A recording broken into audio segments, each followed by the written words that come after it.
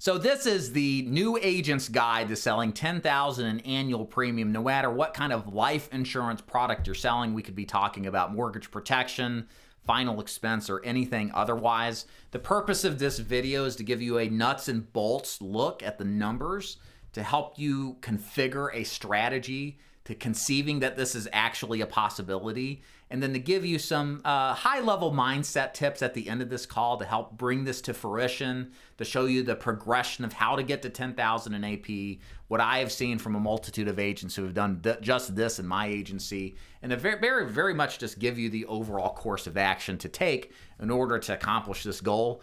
My name is David DeFord, if you don't know me. Greetings and salutations. I run DeFord Insurance Group. We're a national IMO in the final expense, Medicare, annuity, and ACA space. We train agents to sell face-to-face.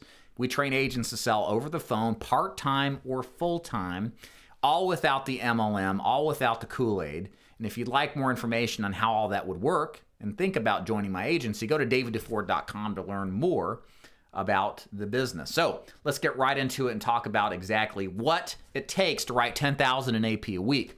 So we're going to look at this from a numbers standpoint, guys. I'm not going to sit here and get you riled up and motivated. Hopefully the numbers themselves motivate you, and seeing the pathway to success motivates you. That's how I think. I don't need another rah-rah call. I need some structure and some context, and that's the purpose of this call. So first of all, the first thing we've got to ask is, and I'm going to keep this simple, is how many cases should we write in order to get 10,000 in AP? First of all, AP, annual premium. Think about it like the total premium paid for the year.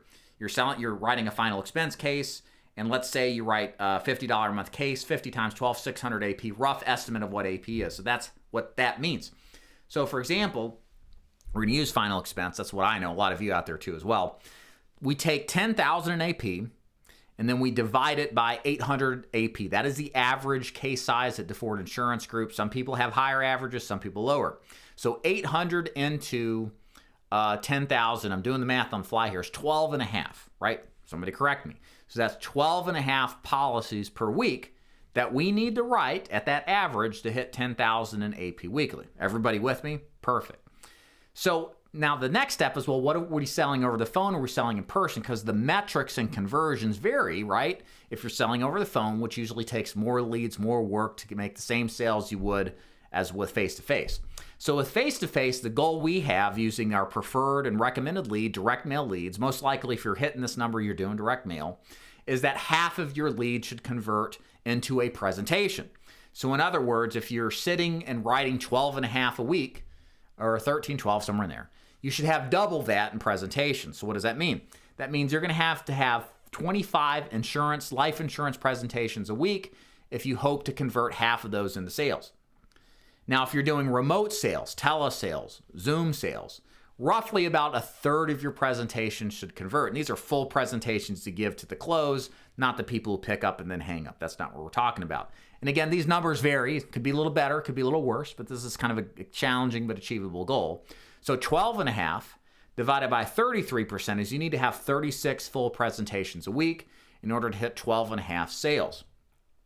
So now we've kind of have our presentation volume. Again, and I would say with telesales, we're using Facebook leads, fresh exclusive Facebook leads. For direct mail, we're using, for face-to-face, we're using direct mail. Again, this can vary, but this is the example we're running with. Now we got to know how many leads to buy, right? Because in order to have presentations, we have to have a system that brings us interested candidates. And what we do in most cases in life insurance is buy leads.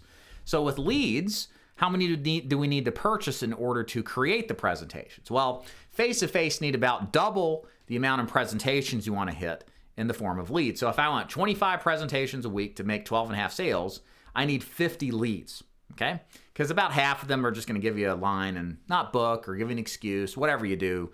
There's always some that aren't going to do anything. So we just take off half, aren't going to agree to a presentation. Now over the phone, it's a little bit different. We expect, because with phone sales, there's a lot less, there's no ability to door knock to get a higher conversion rate. A lot of people don't pick up the phone. We expect about 25% of those people to actually be presented to when we're doing some kind of Facebook marketing program. So if we take 36 presentations and we know that 25% is what we need to get 36%, so we divide 36 into 25%, we need about 150 leads in order to convert about 12, 13 policies a week to hit our 10,000 AP goal.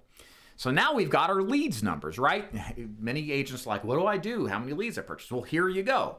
If you're doing final expense at least, we've now calculated backwards the number of leads, whether face-to-face or remote, in order to hit those goals and give you the best opportunity to do that. Again, these numbers may vary a little bit if you're selling mortgage protection or IULs, but principally from a number standpoint, this calculation process is the exact same that you have to follow to figure out what kind of work you're going to have to do. And the last point here is what kind of money you got to spend. Of course, you're buying leads, so there's an investment required. We got to be honest about this. This is going to cost you money. For face-to-face, what we see is somewhere between $1,500 to $2,500 a week to hit the kind of direct mail goals to hit your production goals. For Facebook, it varies because some people do self-generation of Facebook. They have a very good cost because they're paying wholesale prices. They're not paying the upcharge price that the vendors charge. So we can see a little bit less, maybe $1,200, maybe even less than that, up to $2,500 in order to get the same kind of lead flow to hit these numbers.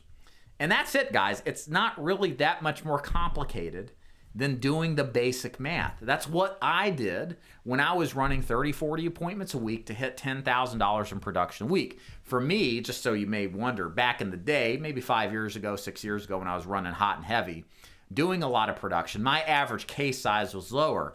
I've implemented some techniques in what I teach my agents to increase that. So I needed more presentations to hit these kind of numbers on a consistent basis.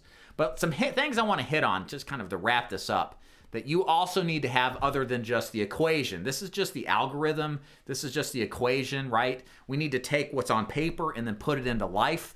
And that's kind of where the X factor lies. So I want to hit on a couple of things here. Number one, it's work.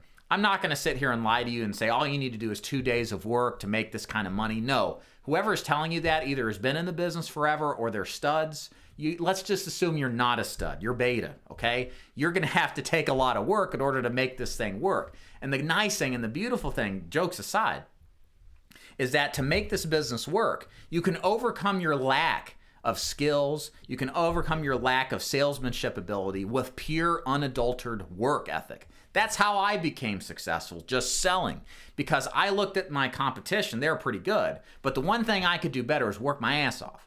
And that's why I work 30 to 40 appointments a week. And I'd ask you to think the same. If you want to have anything in life, you're going to have to pay the price. Final expense ain't no different. You have to go out there and see the people. You have to work harder than the other guys. And the more you do, there is safety in numbers. The more you're going to write and the more money you're going to make. So set yourself up for success. Be ready to work 60 plus hours a week. You're running your own business after all. What business owner who's serious about their business isn't fully and 100% committed? Every single person who ever achieved anything in life is fully all in. Don't look at this business as some kind of lifestyle orientation where you can just lay around 4 days a week. Maybe you'll get there eventually, but if you're new, give this business your all because it's a short-term investment of your time for the long-term opportunity of the benefits to come and the lifestyle that comes from it. Number two, this requires money. Yeah, you can't do what I'm describing here if you won't invest the money that's required. We're talking about the potential of spending $10,000 plus a month. Guess what? That's what every single person does that writes this kind of business, at least 99% of them. Do you think you're going to be any different? No. Again, success leaves clues. Success in this business is about buying leads, so you might as well accept the fact that you're going to have to do the same. The good thing is you don't have to start this business. I wouldn't even start this business with this kind of output. I think it's better to build up to this anyway because you're going to have to develop your skills, your psychology, your mental state. Again, some people are just naturally good at that business, and that's great, but the average person has to develop their sense of experience and wisdom over time. So don't think you're going to get into this business unless you're just the exception, which it does exist, that you need to do this right out the gate. You may need a lot less money to just build up your experience and confidence, and then as you scale into the bigger numbers, as you see that you can do it. And that's kind of where I wanted to leave this. If you can't start out doing this at the rate described, that's fine. It's something you're going to have to build into. So for me, it took me, and this is without any kind of prior examples to look at, it took me about 3 to 4 years to embrace this. I was clicking along at 30 leads, maybe 35 leads a week for the longest time, and I thought I was just fine. But then I saw agents around me, friends that were crushing it, buying 70, 80, 90 direct mail leads a week. And I realized, that's right, it is just a numbers game. Why don't I just do what they're doing and go all in and follow their pathway? They're no better than I am. Their skill set's about the same, but they worked harder. And that's when I developed this understanding that you got to go all in and buy leads. But it took me time to build up to it. I started at 30 leads, went to 40 or 50, saw the success from that, scaled it up even higher. And I've done that process with a multitude of agents doing the exact same thing. For example, I talked to 2 agents this week on the exact same setup. They have great return on investment. They're doing very well, but they're at that point where they're consistent enough. They've put in a couple of months, and now they know that the next level is scaling up. And we had our consultation this week, and I said, dude, you're ready. Your numbers are great. Your ROI is great. Buy more leads, see more people. That's what this game's about if you want to make more money. And they've got the capability to then scale it. And the beautiful thing in final expense is when you scale, the money follows. The ROI stays the same. All you're doing is more of the same, which yields more money.